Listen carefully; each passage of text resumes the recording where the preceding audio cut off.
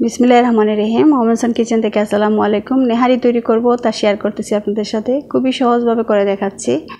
এখানে গরুর মাংস নিয়েছি হাড্ডি সহ, আদা রসুন বাটা পেঁয়াজ বাটা এবং সাতকরা দিয়ে দিয়েছি। সাতকরা কেটে আমি ভিতরের অংশটা দিয়েছি। লবণ দিয়ে দেব স্বাদ মতো। নেহারি এইভাবে তৈরি করলে অনেক সহজভাবে করে নিতে পারবেন। এখানে আমি দারচিনি এলাচি দিয়েছি।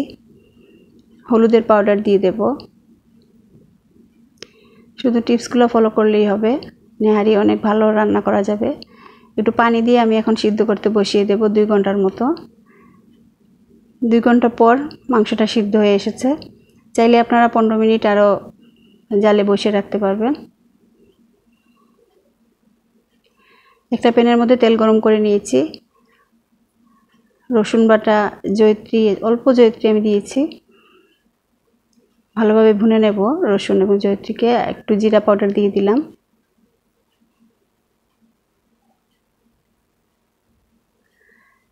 জিরা ভুনা হওয়ার পর আমি মাংসটা ঢেলে দেব।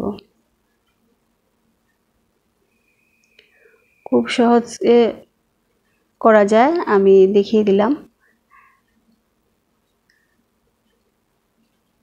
আরও 1 ঘন্টার মতো আমি ঢেকে রেখে দেব। অবশ্যই এভাবে ট্রাই করবেন। রুটির সাথে বা ভাতের সাথে অনেক ভালো লাগে খেতে নেহারি। যদি ভালো লাগে সাবস্ক্রাইব করবেন, লাইক দেবেন, শেয়ার করবেন। আল্লাহ হাফেজ।